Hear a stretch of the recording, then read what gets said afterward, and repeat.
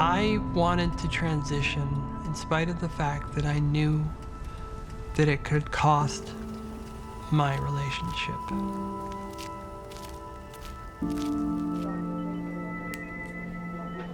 I knew it was a risk all along, but I really wanted to become the woman that I envisioned for myself while I still had time.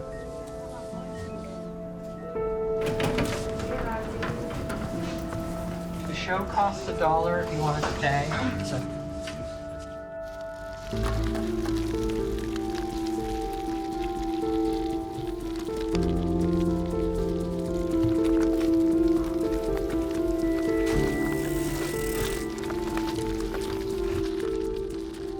Cycling for me these days, when my body feels live and good and strong, and I'm expressing myself as who I am.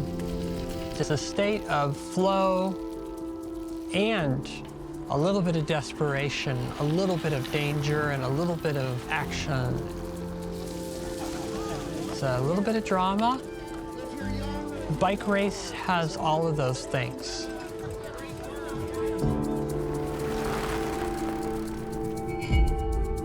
And all of these things help the rest of the world fall away.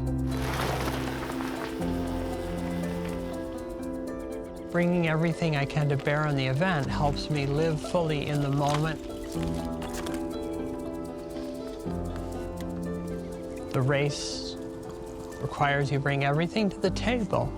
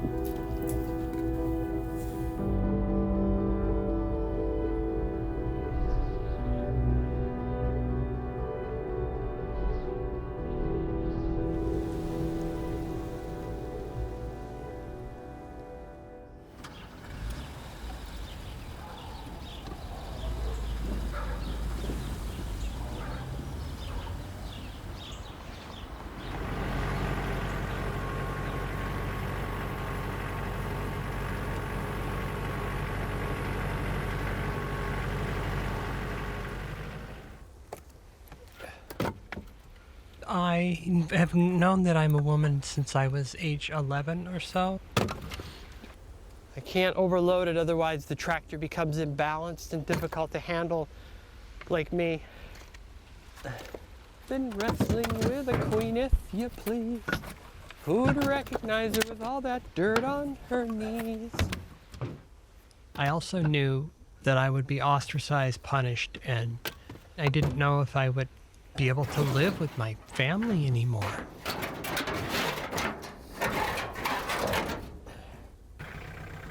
I was convinced that I would never come out or transition.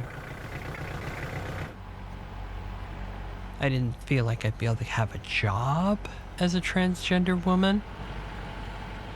At the time I was serving in the military, I would have been discharged dishonorably. I didn't have the confidence in myself to pass as a woman. I felt that it would end my marriage. Hello. You want to come in? Pull up. Pull up. I knew what I really wanted, and I was very disconnected from myself. Different kinds of foods for different kind of cats. A delicious mixture coming together here.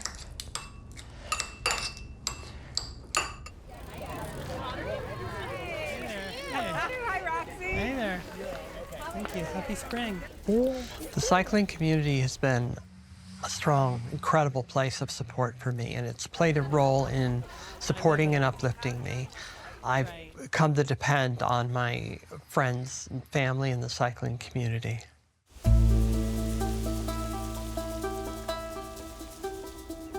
Cycling for me, when all the stars align and everything's going very well, nice weather, good group of friends, is pure joy. The contours of the earth, the colors, seeing my world and taking it in from a place of joy, movement, and pure pleasure. She single-handedly introduced me to the women's riding community and sucked me in. I wouldn't have the same passion or love of riding that I do today if it weren't for Roxy. There's nothing like it in the world, being in the back roads or on trail, and it's beautiful.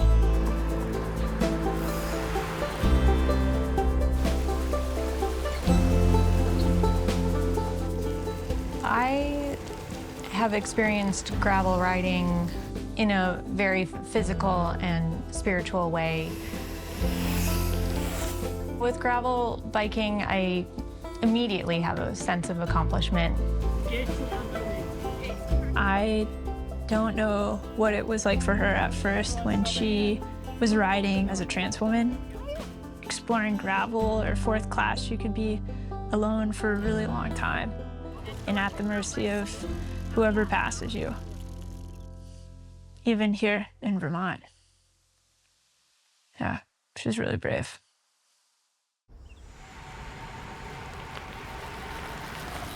I have owned a bicycle continuously since I can remember.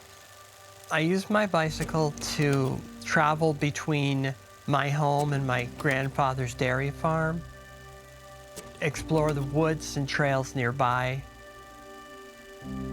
When I got back from the Iraq War, cycling did become a bigger thing in my life. My friends were getting into mountain bikes. It was scary at first, but it was a lot of fun. It felt like freedom. I really liked how you could see these rather remote places if they had dirt roads or class 4 roads, and you could project yourself very far on a gravel bike, further than you could on a mountain bike. Gravel cycling events were coming online, and I was hearing about things like the Vermont Overland, and I was drawn to the appeal of being in community as well as testing myself. I wanted to see where I could go with it and whether or not I could achieve a level of performance that would put me closer to some of these great cyclists I knew, and there I could be in that world.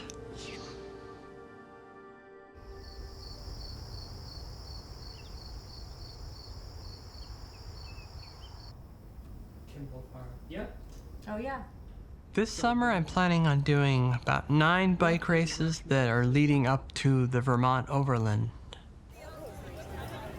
Gravel season begins with Muddy Onion, Rasputitsa, and those are pretty much survival mode events. You can see you're getting really high in the climb. This leads you up to the top of the climbing because it's so tricky.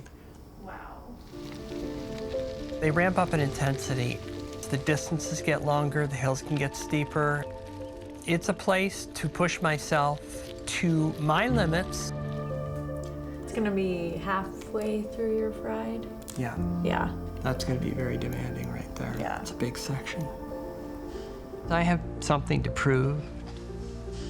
I need to show up as the best version of myself when I'm exhausted for the people around me, because this is my community.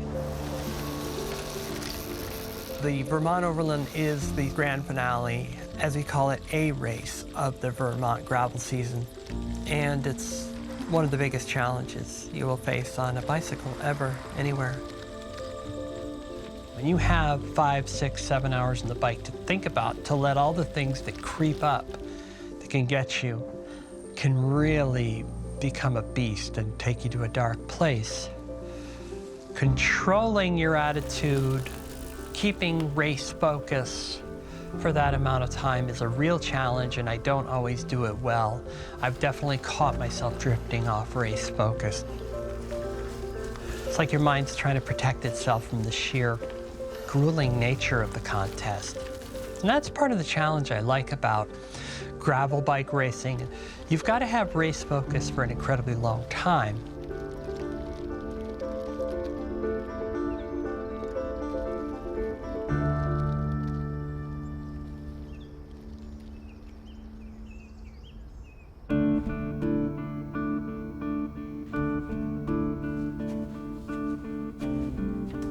Over the years, I've watched Vermont change in wonderment. Particularly Chittenden County has become much more accepting of LGBTQA folks. The tone and the mood brought in by new people, opportunities, and ideas has definitely cultivated a sea change. Some people have referred to it as the transgender tipping point. I was seeing more information about transgender people in the media and seeing that it was possible to come out and getting to know some transgender folks on various levels and seeing local people come out and be brave.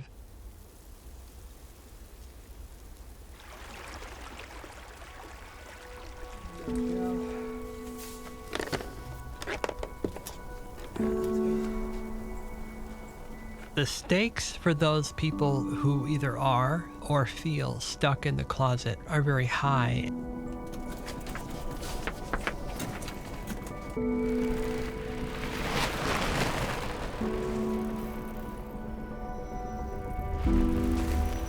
I have had instances in the past where I pressed the muzzle of that pistol against my temple myself and come close.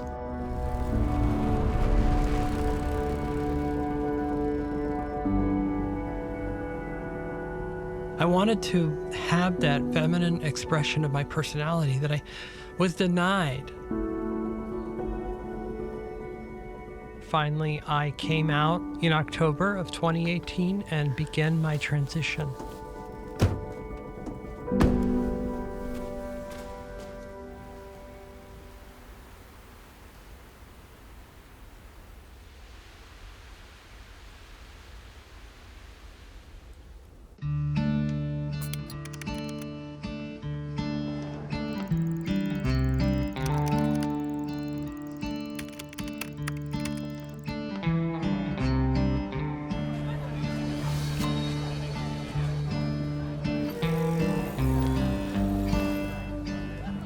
The early season events like Muddy Onion remind you how hard gravel bike racing is. Because you can tell yourself and you can write a plan all you want, but when you're in the moment, your body has that experience, and it's very important.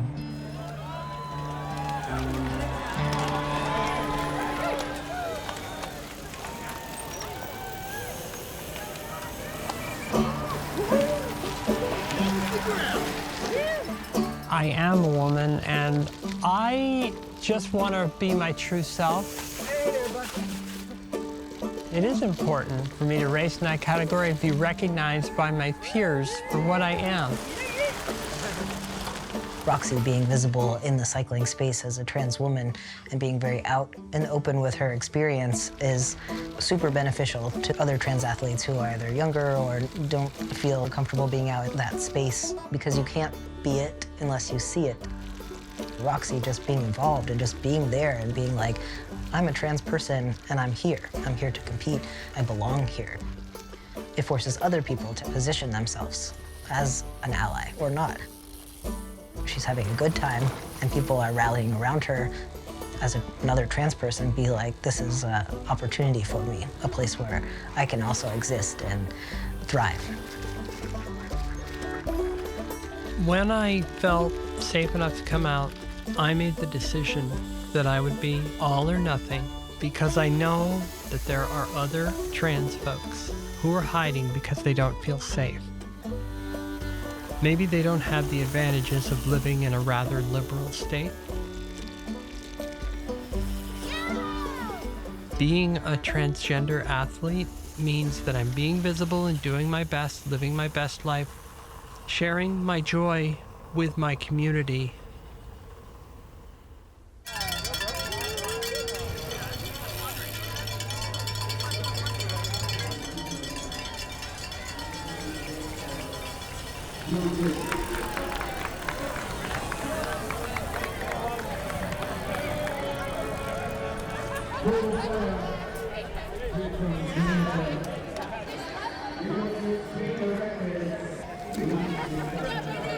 I have a sheet I fill out after most races.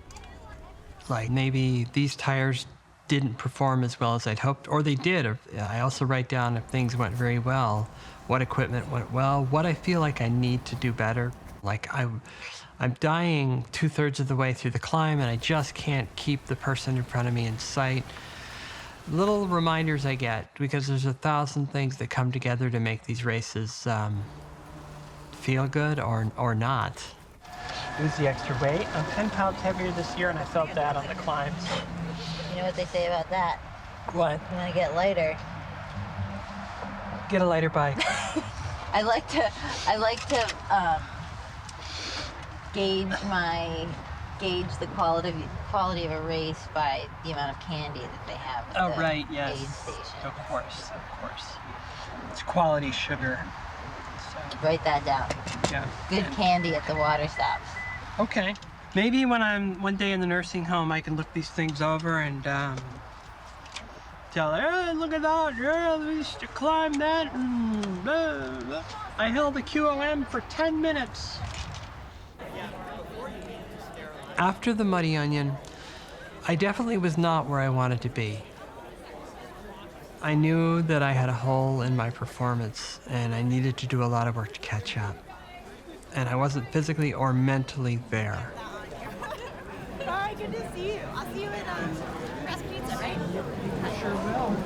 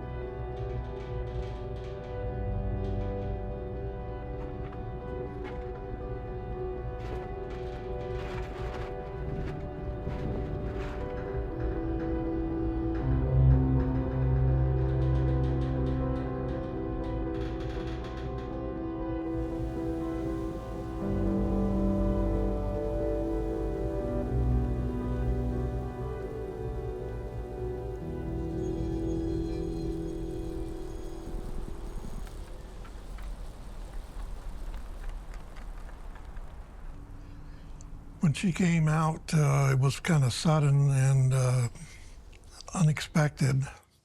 So that was a little difficult for my wife and I to handle.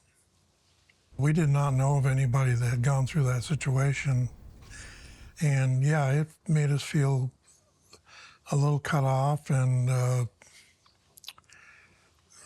surprised, I guess would be the word. I personally sat down with Roxy and discussed it and told him that I was not real happy about it, but I would accept it because I loved him. My wife had a difficult time with it, and she didn't want to talk about it for quite a while. When I was growing up, the only person that I knew that was gay was one of the other high school members. And at that time, those people weren't treated very well. Roxy grew up in an era where it was probably still pretty discriminatory. It would have been difficult to come out in Vermont 20, 30 years ago. it's becoming a lot more accepted now. They acted as though I had done this horrible thing.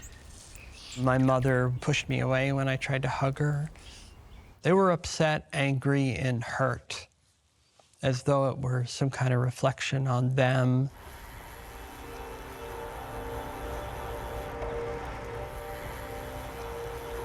Growing up in the 1980s and 1990s, trans folk were portrayed very negatively in the media.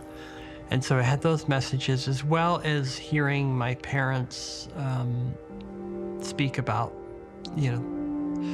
LGBTQA folks very negatively in our home. So I internalized a great deal of transphobia.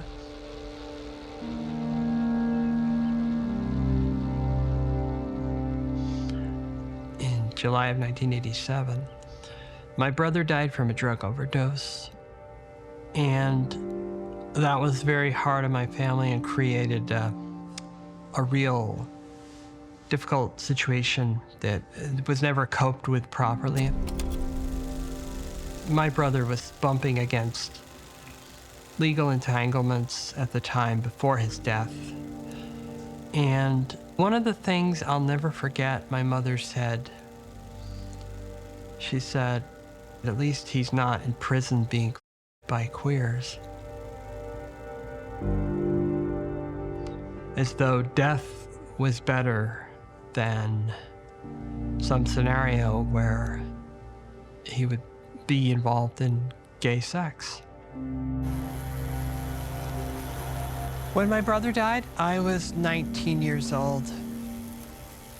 The grief around his death did push my internal femininity to the side.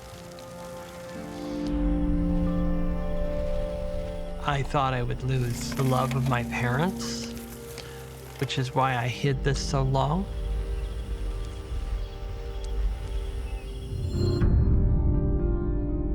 I've felt often like I was struggling to fit into this game that life hands you, wanting to be something you're not or needing to fit in and play by the rules,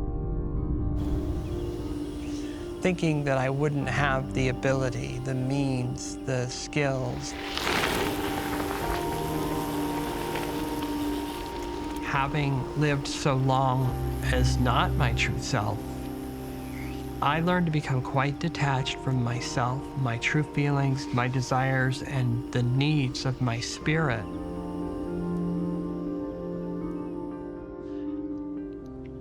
But I pushed myself to just adapt to any situation, to adapt to the hell that I lived in and the hell that was of my own creation to some degree. And looking back on the lost time is an absolute tragedy for me.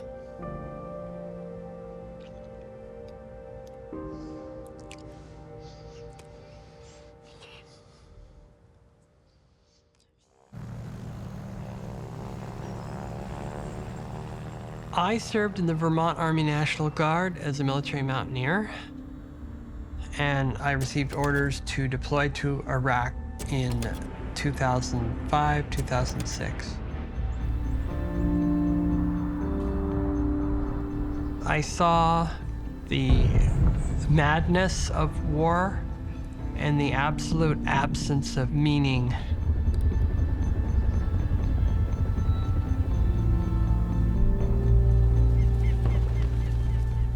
During the Iraq War, my level of anxiety remained so high and so tense that it broke. When I can't be active or be on my bike as much, my anxiety starts lying to me.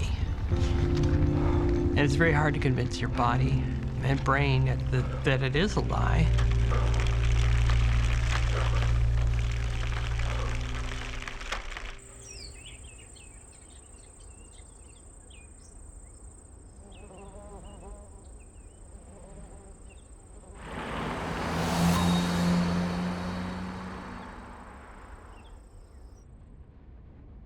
Then you turn left onto Pinkham Hill, and that is the soul killer because it feels like it's over. It's relentless. And it's got a couple of false summits in there. And there's an aid station. Whether it's route reconnaissance, whether it's organizing groups, whether it's doing the actual mechanics with the bike, I think that all that organization helps her to make sense of herself and the world. I've watched her go through the training and get ready for races, both physically and mentally. But you also have to believe you can do it. On some level, you have to be like, I can take on this challenge and I'm ready for it. I can do it. Historically, I've started to cramp around this area right there. 40 miles. Right, That's yeah. about when I do it too. Right. A little bit sooner if it's warmer, a little bit later if it's not. She teaches and she learns. There's that idea of reciprocity for her.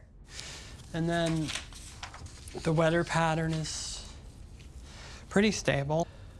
If this forecast holds, I'm going to say we'll start in the 37, 38 degrees in spite of what that says. Yep. By the time we're done, it might be 60, 61. Her friendships within the community have helped her gain a sense of self and a sense of self-esteem and a sense of purpose. Yeah, we're almost doing a figure eight. Yeah. The actual race, it's almost like a cover-up for what she truly gets from biking. Schoolhouse Road, yeah, got it. Yeah. And that's at 42. Pretty smoked by then. Yep.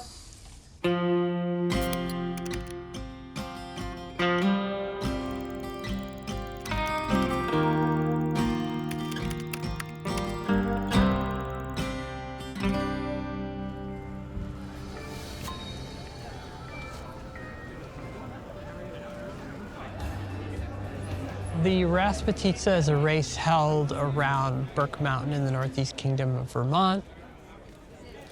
There are versions of the race that are 100 kilometers. There's a 60-kilometer race, and there are 25-kilometer versions. There's several versions of the race, but it's a race that can be attended by around 1,000 competitors.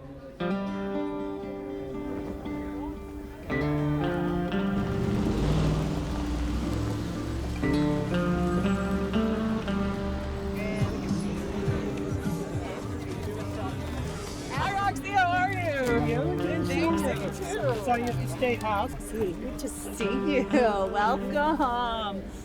There are so many barriers for trans athletes in cycling and other sports. We have, as a country, never paid so much attention to trans people, and in a negative sense. And so there's a lot at stake for trans athletes.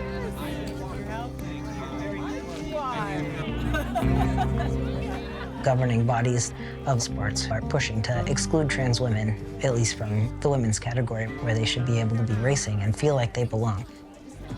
But they don't.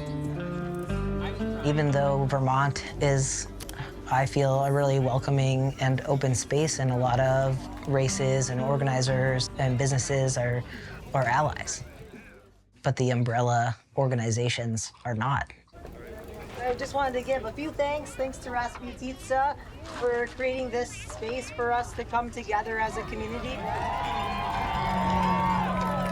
The Overland and Rasputitsa are not sanctioned, so you can just let people be where they want to be. All right, let's go!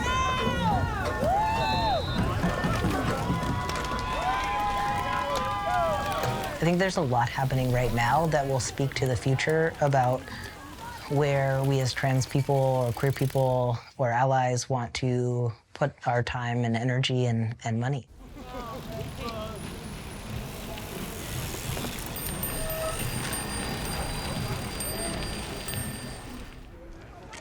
And socks for you! Queen size? Yeah! Queen size, yes. Okay, of thank course. you. Thank you very much. Only for you, Roxy. Yeah.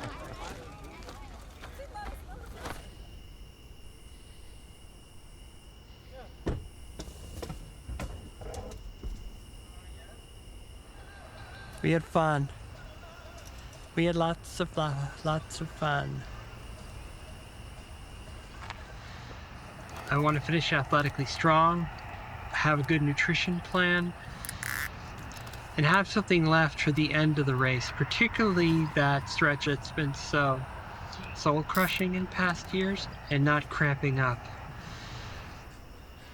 And I'm looking forward mostly to being with my friends and being in community and just having fun and being the best I can be. We've had sunny 70-degree days. We've had days that were 34 degrees and raining. There's been ice in the course. There's been snow in the course. There's been a lot of loose dirt roads. You name it, it's happened on the Rasputitsa. It's a real mental test to get through. That is for sure.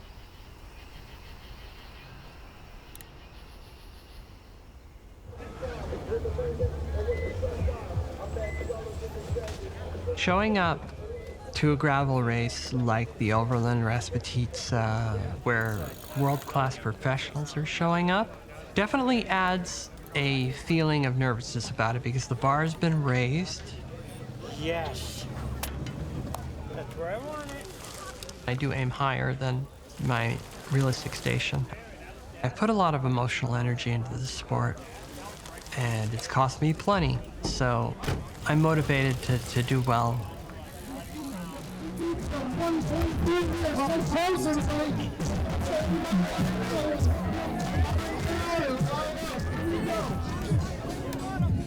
The reputation for Rasputitsa is that it's really tough. You guys are amazing. I am intimidated to ride it.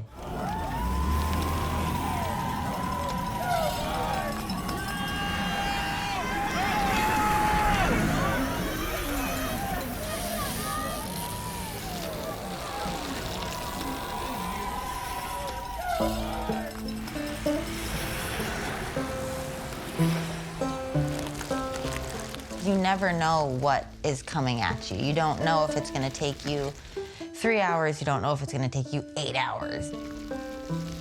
And so there's that mental endurance of being able to continue on and keep pushing when you're alone and when you're in a group.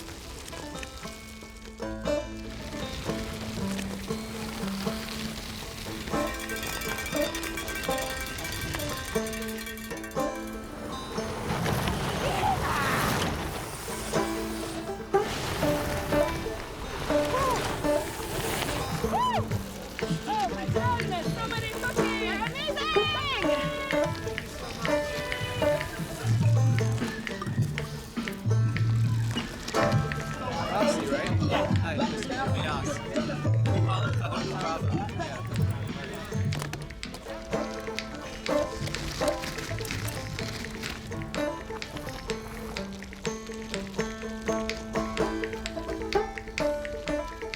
Roxy and I talked about the mindset that you have to be in to do something really difficult.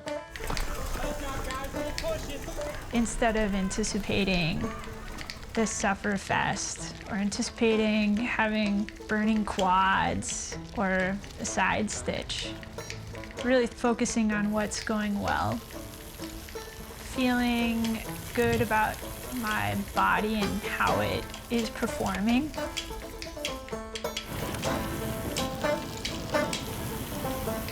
You really have to have a forced positive mindset, because especially when you hit that 30 to 40 mile marker, that's when it becomes even more critical to just eliminate any negative thoughts, because it's so easy to give up.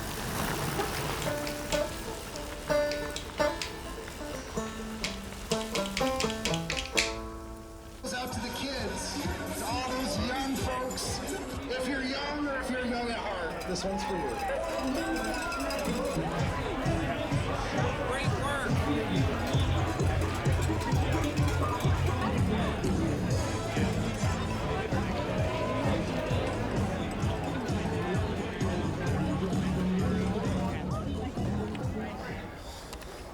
Maybe not in a celebratory mood, I don't know.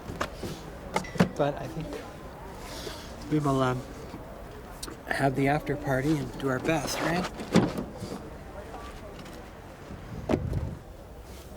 Organizing clothes and food. That's how we make the good times roll around here. But I was dead by the time we hit Pinkham. That last big climb. Yeah.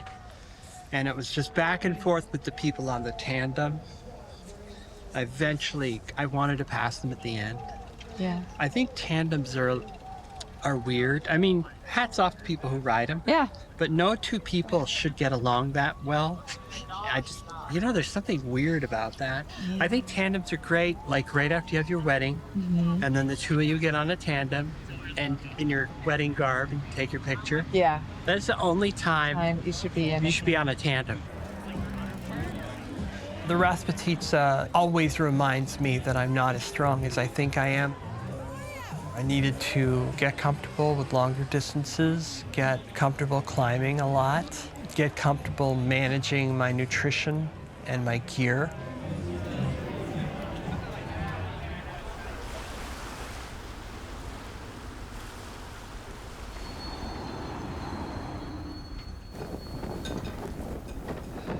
In the months after my return from Iraq, I self-medicated with alcohol. The anger inside was in my own way. My own attitude about picking myself up by my own bootstraps was getting in the way. I sought help from the VA in terms of counseling and talk therapy. More recent years, I've had more success. Are you able to find any time, even if it's a few minutes, just to do not disturb on Yes. your computer? And okay. I'm very lucky in that regard. I've got an office I can shut the door, and my colleagues are really respectful about that. Get outside my own head and be more in the moment and focused on what I needed and getting the help.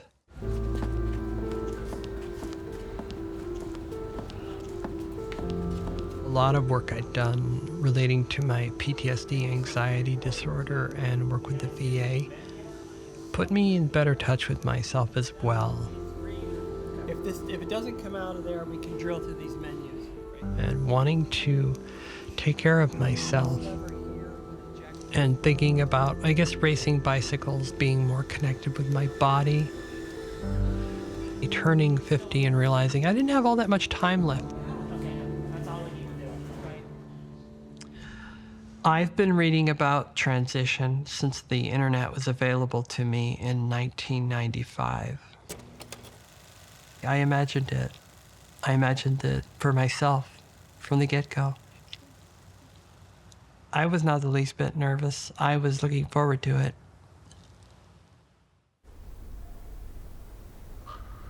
I completed gender reassignment surgeries in 2019, 2021. The results were as I hoped for. I was happy with the results. It cost me in terms of personal relationship with my partner, who could not move past the physical pieces.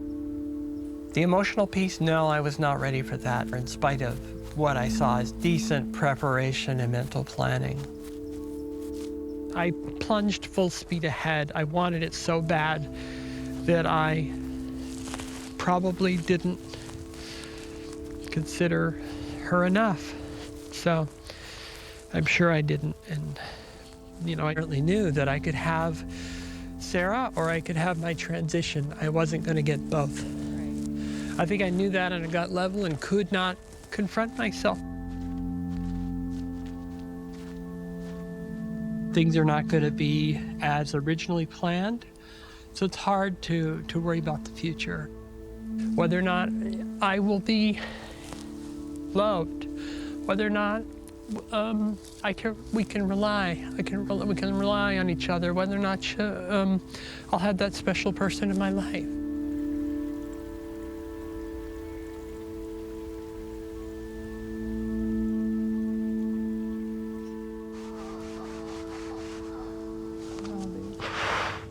I'm sorry you're going through this.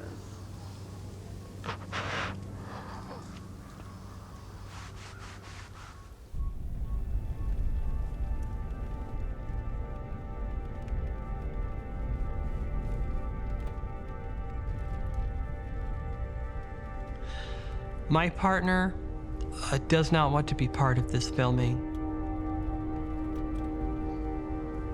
She had a vision of herself being married to a man her whole life, and she had plans about marriage to a man.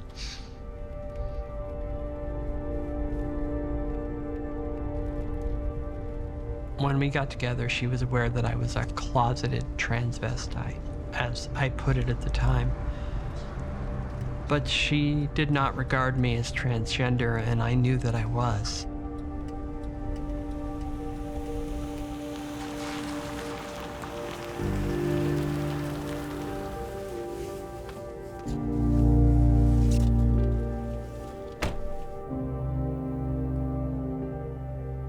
How the process was for me was a lot of sort of asking permission and hoping that my partner would accept me, and hope that my partner would continue to love me when I did these things.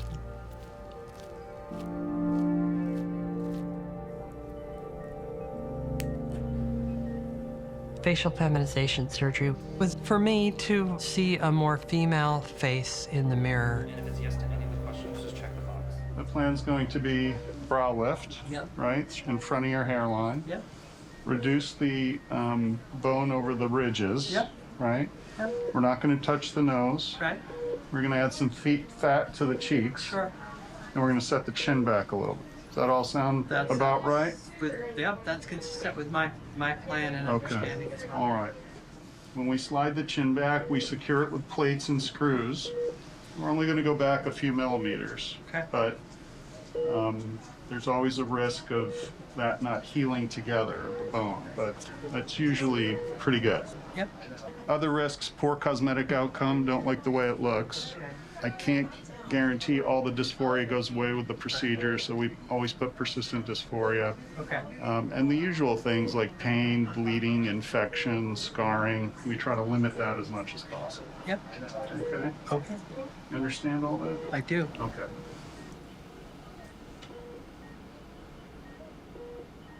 Okay, right. We'll be out and thinking of you, and be right there and come out. Okay. Show costs $1 if you want to stay.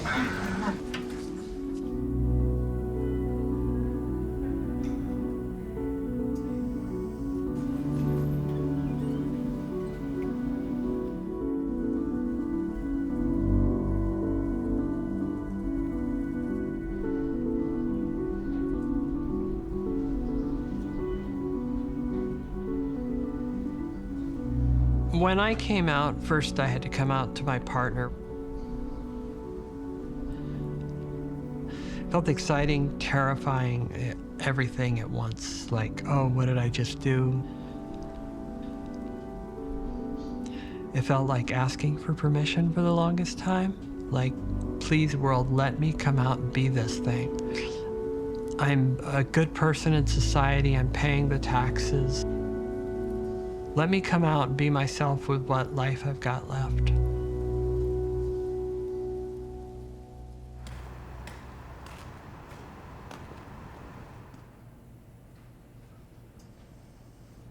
Here.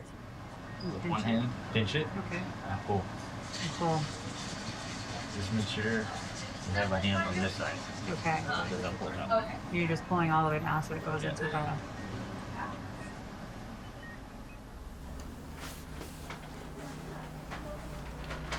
Here's nothing here. No.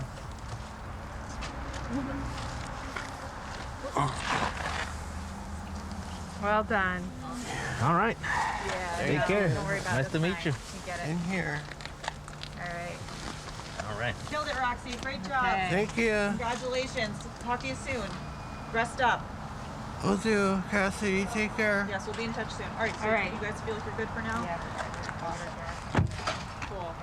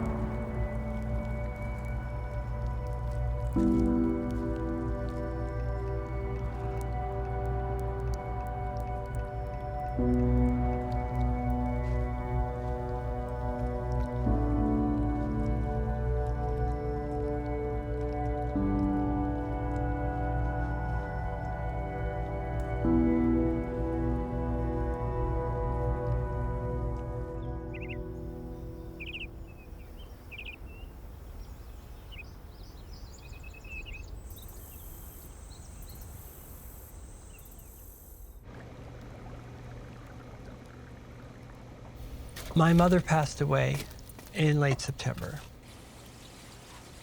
My mother was very sick. Her illness was also affecting my father quite a bit. He misses her, but he has expanded his world. My dad is conservative, but he's at least kind.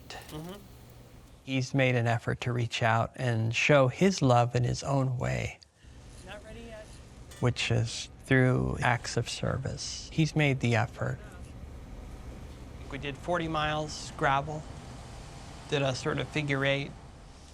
Recently, my father had to have a medical procedure and needed someone with him. So I went and he introduced me to the nursing staff as his daughter and the doctors as his daughter. I had to get used to the fact that I guess trans was becoming a lot more common. I had more problem accepting it with my own daughter than I would have in the general community. I'm gonna say 47. Yeah. 47, it's gotta go be up to 68 or 69. Oh, I see. It changes according to, no, you're right, it is 45. I was reading it wrong. Roughly, yeah. My wife and I lost Roxy's brother back in '87, and I certainly didn't want to lose contact with Roxy as well. So that made me work harder to accept it. When my father used the proper name and pronouns, it felt very validating. My father's acceptance as his daughter is something that I've been waiting for more than 4 years. See you later. Dad. Love you. Yep, love you. Take care. Will do. Yep.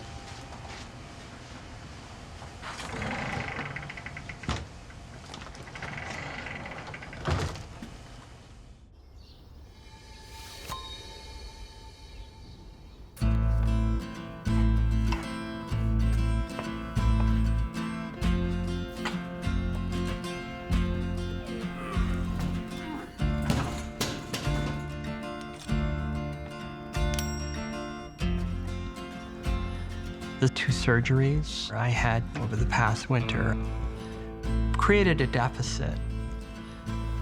I haven't been able to build the base that I wanted to build. And now the Overland is suddenly upon us. In the Money Onion, Rasputitsa, and a number of rides leading up to it, I felt behind the 8 ball a bit. I kept going. I did not have the fitness, but I could tell myself that I was doing my level best to build it back, because there is no better training for races than racing. Roxy takes her goals very seriously, and she gets a lot of understanding from the community, as I think that's what she needs and has been looking for in the midst of all this adversity. I plan on surviving Overland as best I can, and I'm going to go into it as prepared as I can. But I'm not ready for any races this year as well as I want to be.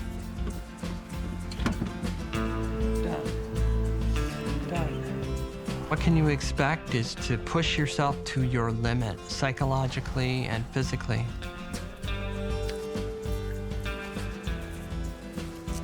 The mindset you need is never give up. never give up. Just keep pushing yourself. If you can keep pedaling and keep moving the bicycle, you can keep going.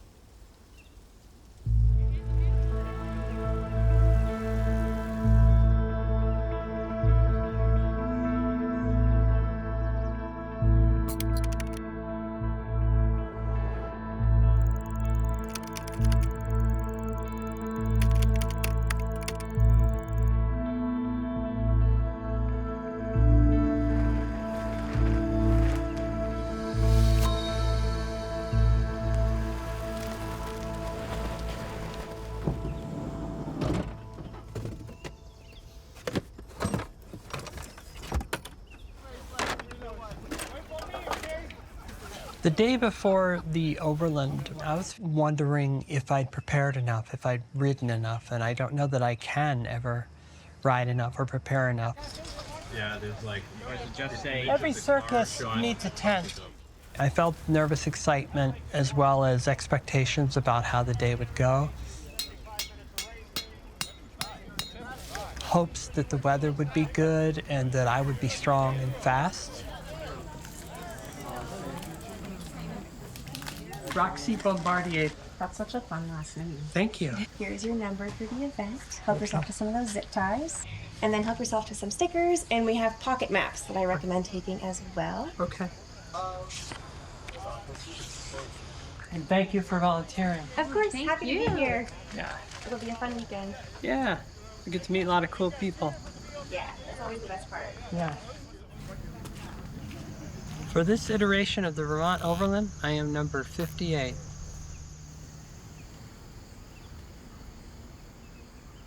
I wish more of my friends were there. It felt a little bit lonely. It felt like there wasn't quite the same vibe as previous years. For the past 2 minutes, last night it got really bad. There was a tornado that touched down, and there's trees down everywhere. I have power, holes, and nobody was hurt. So that's, I guess, the most important about it. I'm deeply very lonely lately, lacking some physical touch in my life.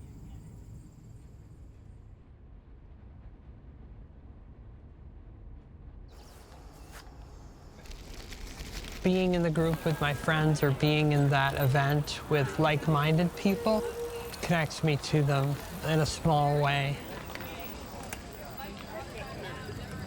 Hey there.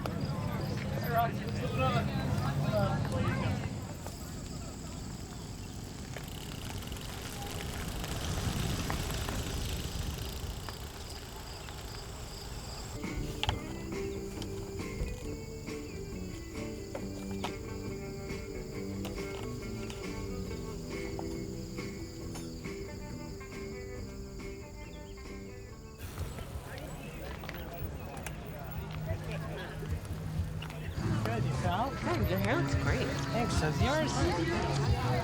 I gotta take a photo. Oh, okay. Big old picture? Yeah. Go do it. I've been at races where I didn't know many people, and that's harder, but I still do them and try to enjoy them. But I really like connecting with my group and my friend group and seeing the familiar faces. I was hoping Shimano would be here, but they're not. Yeah, I'd love to see you. I'm hurting for people to hang out with. It's rather sedate this year. Very nice campsite. Thank you. Great intimate. Thank you. Yeah.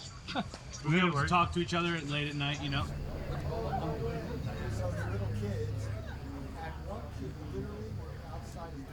PTSD, anxiety are like brick walls when it comes to love sometimes.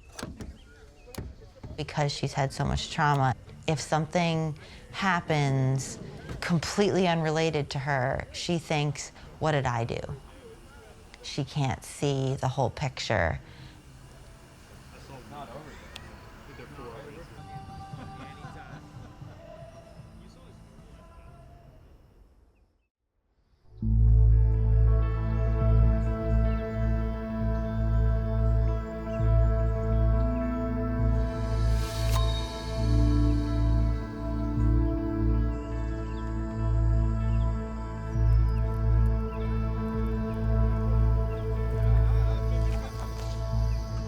Blood Hill.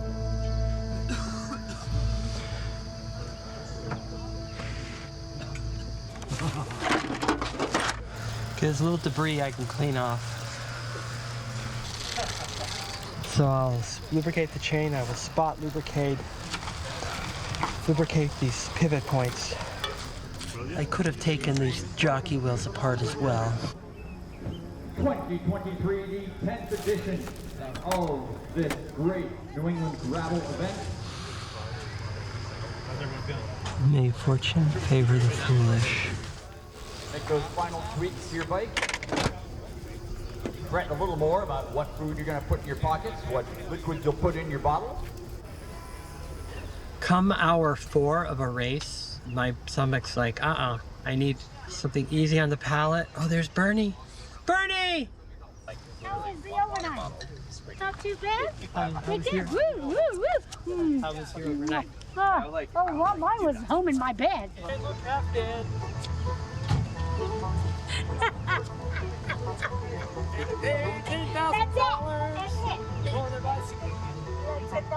And we are just about 1 hour and 15 minutes from the start of Vermont Overland. 1 hour and 15 minutes.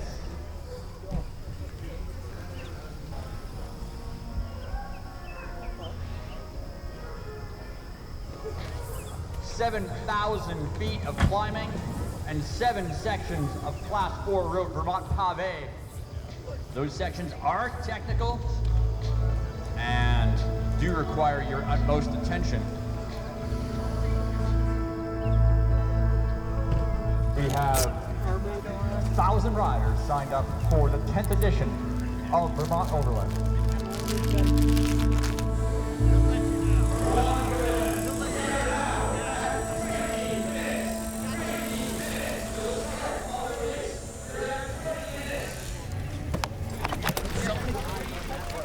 Minutes to start. Less than 15 minutes to start.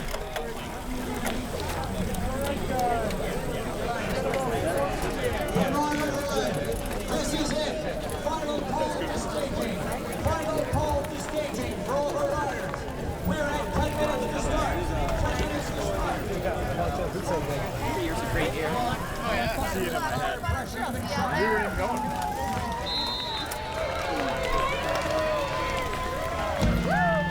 55 miles, 7,000 feet of vertical ahead, everyone.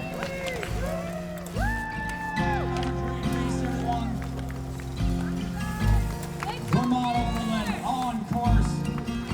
I've got all this time, this 5 or 6 hours, this period of time where I have to use properly. Invariably, your mind drifts. The dark place that comes up are all kinds of negative things. Hurt from my past, ghosts from the Iraq War. What is my why? Goes back to using my bicycle to escape the bullies. That time, my mother told me that I wasn't going to be good at cycling because I didn't have a biker's body.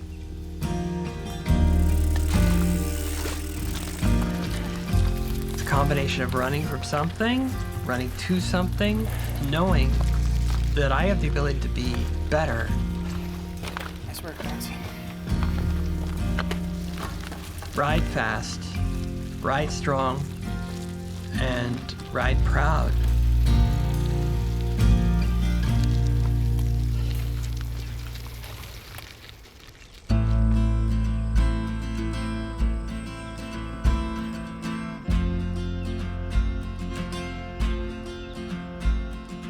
I am constantly coaching myself on the bicycle. And I've worked on my self-talk for a lot of reasons.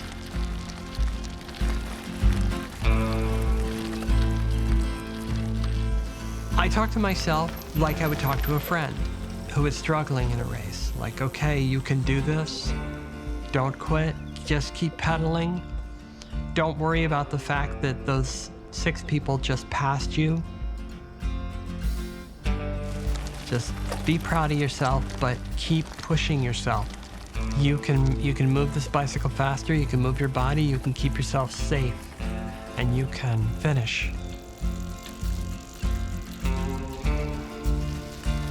That voice has changed over the years.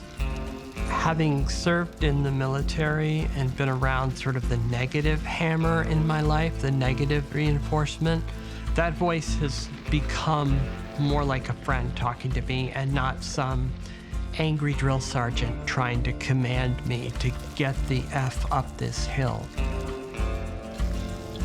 My second wind. Yeah. Mile 38.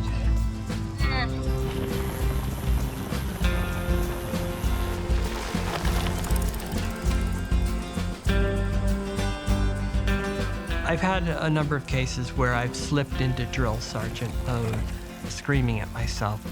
And when that happens, I feel heavier and I feel negative about it and question why I'm doing this if I can't stay positive and try to enjoy myself every minute, be in the moment. Because these moments at some point will all be gone.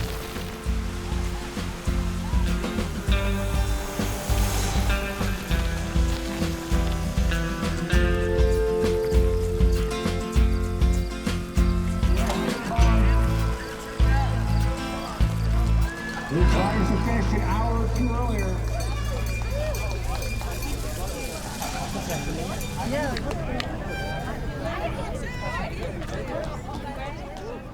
Oh my God, that was awful.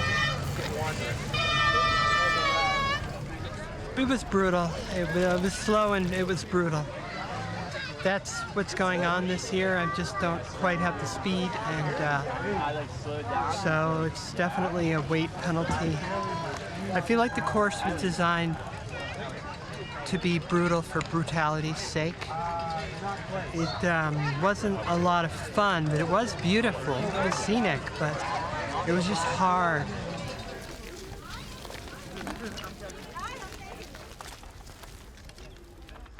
This is stupid. Why do I do this? I don't know. But I keep signing up. I don't know. Maybe I should start doping. I have no idea. If I could afford to dope, I'd buy a nicer bike. I'm reaping the reward of having done it.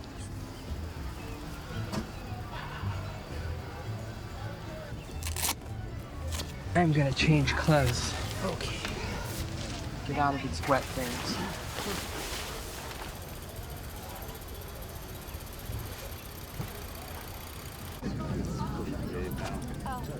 It is a physical contest that I choose to engage in to test myself.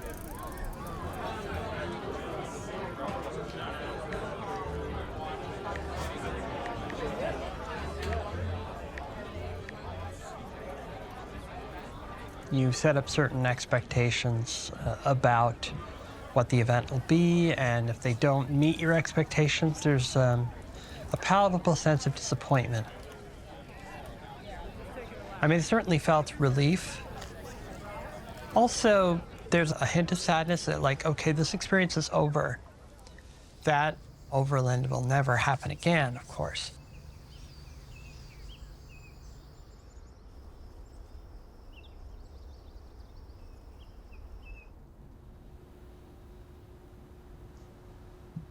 I have been afraid my whole life, but I've done some brave things. And if I do nothing else, I've done this for myself.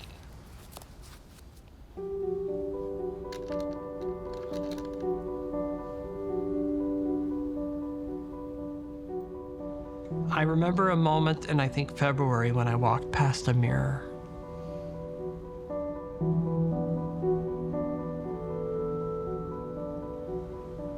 Something caught my attention, and I stopped, and I turned around, I went back to the mirror, and I looked at it, and it occurred to me, that was the first moment, and I'll never forget it, where I'm like, I'm a woman.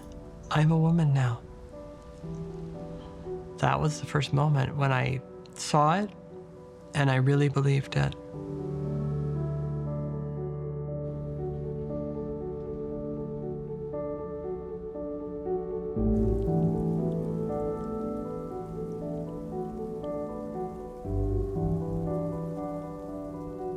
feeling inside was a little bit like coming home.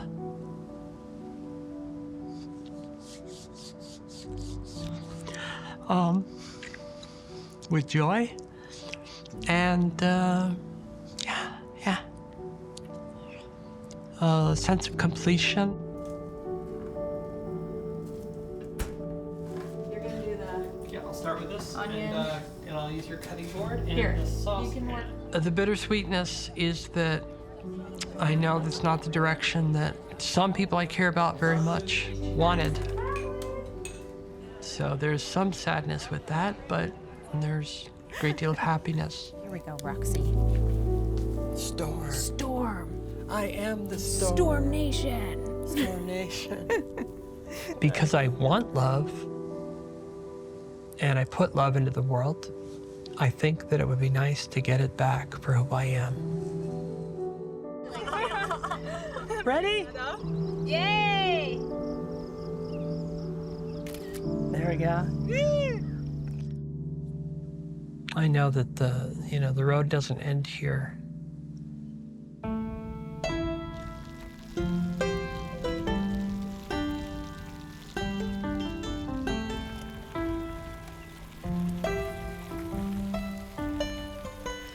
One more hill to climb in the morning. One more road to rise come break of dawn. Heartbeat in my chest, cheeks red, my legs are burning. One more hill to climb before I'm gone. Country girls see you riding round that mountain. Angry world kept that picture far away. Countless precious lives lived in quiet isolation, waiting on the break of safer days. So one more hill to climb in the morning. One more road to rise come break of dawn. But up to my knees, hard run, the rain keeps pouring. One more love to keep from going wrong.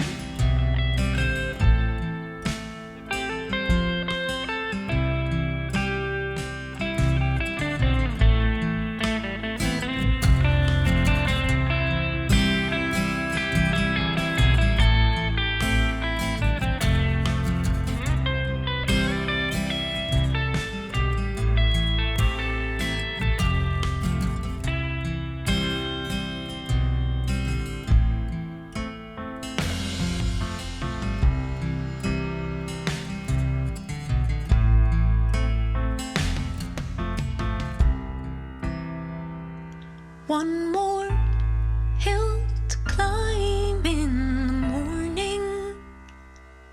One more road to rise come break of dawn. Reaching that crest, descend the wind rip roaring. One more hill to climb, come right on.